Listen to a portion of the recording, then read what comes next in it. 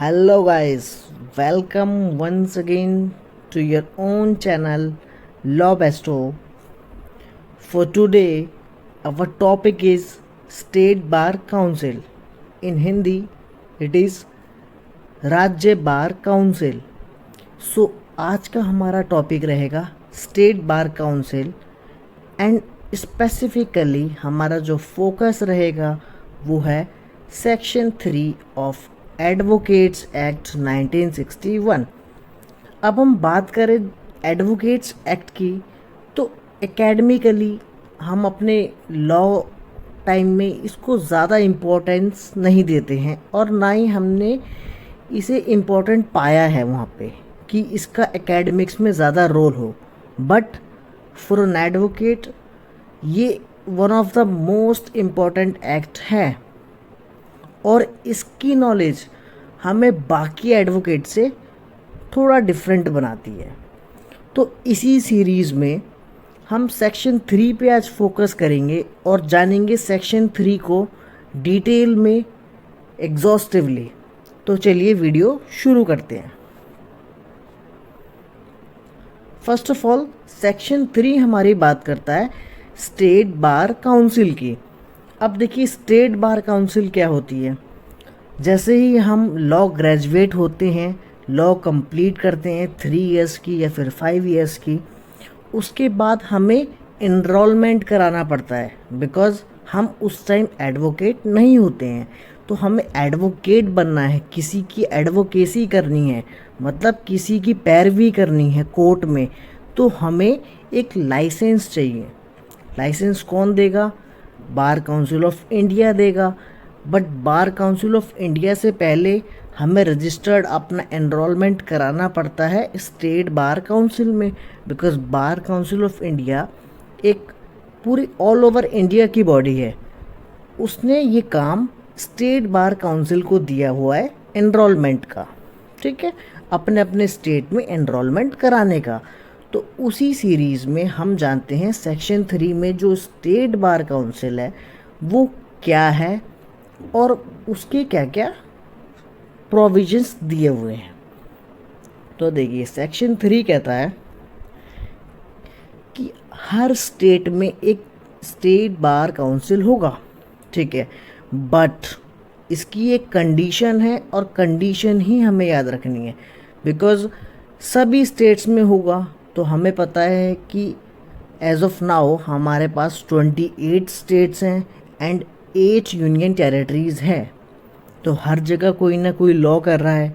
तो क्या हर जगह स्टेट बार काउंसिल है?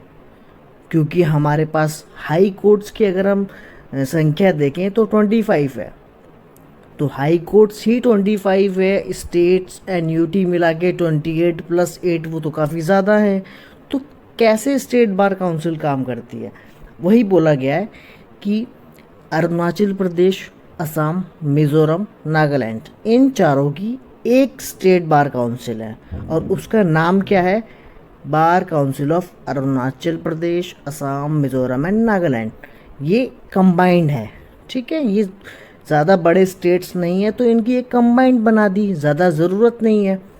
तो एक तो आपको ये याद रखना है कि अरुणाचल प्रदेश, असम, मिज़ोरम एंड नागालैंड इनकी कंबाइंड बार काउंसिल है. नेक्स्ट इसी सेक्शन में दिए हुए प्रोविजंस हैं कि Kerala and Lakshadweep bar council of Kerala कहलाती है. तमिलनाडु एंड पौंडीचेरी, इसे हम पुडुचेरी भी बोलते हैं, बार काउंसिल ऑफ मद्रास कहलाती है. Maharashtra, Goa, Dadar Nagar Haveli and Daman and Diu, ये देखिए जो एक बड़ा स्टेट है और उसके साथ छोटे छोटे और स्टेट्स या यूटीज़ मिला दिए गए हैं और उनका बार काउंसिल को नाम दिया है स्टेट के नाम से. जैसे महाराष्ट्र, गोवा, दादर नागर हवेली, दमन एंड दीव, इसमें जो मेन इंपॉर्टेंस है महाराष्ट्र एंड गोवा बड़े स्टेट्स हैं तो बार council of Maharashtra and Goa इनकी एक ही है, उसका नाम ये है, ठीक है. ऐसे ही पंजाब, हरियाणा, चंडीगढ़, इसकी बार काउंसिल का नाम है bar council of Punjab and Haryana. तो ये तीनों की मिला के एक है और एक का नाम उसके सामने दिया है. 5th is West Bengal, and Andaman and Nicobar, जिसके आसपास जो यूटी या फिर जो स्टेट छोटा सा आ रहा है उसको उसी में मर्ज कर दिया गया है for the sake of convenience. ऐसे ही इसका है bar council of West Bengal कहलाती है। And sixth is Jammu and Kashmir and Ladakh, इसमें बार काउंसिल ऑफ JNK मतलब जम्मू एंड कश्मीर एंड लद्दाख, इसका ये नाम है और ये एक है। तो हमने देखा कि स्टेट्स एंड यूटीज़ इनको मर्ज कर दिया गया है काफ़ी सामने, और जो इनमें नहीं आते हैं इसका मतलब है उनके लिए एक सेपरेट बार काउंसिल है। ठीक है, जो भी स्टेट्स इसमें नहीं आते उसके पास सेपरेट बार काउंसिल है। तो ये आपको याद रखना है। अब देखिए मेंबर्स के प्रोविजंस क्या दिए हैं। बार काउंसिल ऑफ दिल्ली की अगर हम बात करें तो जो additional solicitor general of India है वो इसके एक्स ऑफिशियो मेंबर हो जाते हैं। एक्स ऑफिशियो मतलब by virtue of his office, मतलब उनके पास वो पोजीशन आते ही वो ऑटोमेटिकली इसके भी मेंबर हो जाते हैं। ठीक है, जैसे ही वो additional solicitor general of India बनेंगे वो अपने आप ही बार काउंसिल ऑफ दिल्ली के मेंबर बन जाएंगे। ऐसे ही any other state bar council में मेंबर कौन होगा, उस स्टेट के एडवोकेट जनरल। ठीक है, ये स्टेट बार काउंसिल के मेंबर्स की बात कही गई है। अब नंबर ऑफ मेंबर्स, किसमें कितने मेंबर्स होते हैं, तो chairman and a vice chairman, ये तो हर बार काउंसिल में होगा।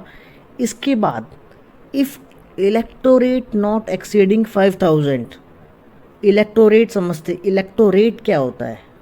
इलेक्टोरेट जो वर्ड है ये आया है इलेक्ट करने से, और इसी इलेक्ट से काफ़ी सारे वर्ड्स आए हैं, जैसे इलेक्ट, इलेक्शन, इलेक्टोर, इलेक्टोरेट, ये सारी चीज़ें।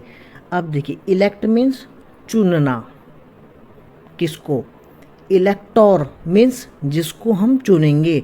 जैसे हम पे वोटिंग में काफ़ी सारे ऑप्शंस होते हैं, बीजेपी, कांग्रेस, इन सब के कैंडिडेट्स, पार्टीज़ के कैंडिडेट्स होते हैं। तो ये जितने भी कैंडिडेट्स हैं जो हमारे पास ऑप्शन अवेलेबल हैं, ये होगा इलेक्टोर।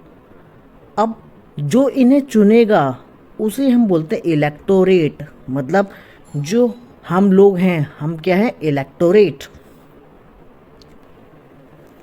अब अगर इलेक्टोरेट 5000 तक है, मतलब जो चुनने वाले हैं, वो जो लोग हैं, जो एडवोकेट्स हैं, वो उनकी संख्या 5000 तक है, तो हमें कितने मेंबर्स की बार काउंसिल बनानी है, 15 मेंबर्स की, यही लिमिट है।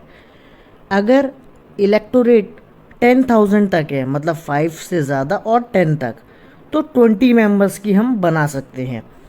और इलेक्टोरेट अगर 10,000 से ज़्यादा है, जैसे बड़े स्टेट्स में, तो उसमें हम 25 मेंबर्स तक की बार काउंसिल बना सकते हैं। ये मेंबर्स की लिमिट हो गई, 15, 20, 25।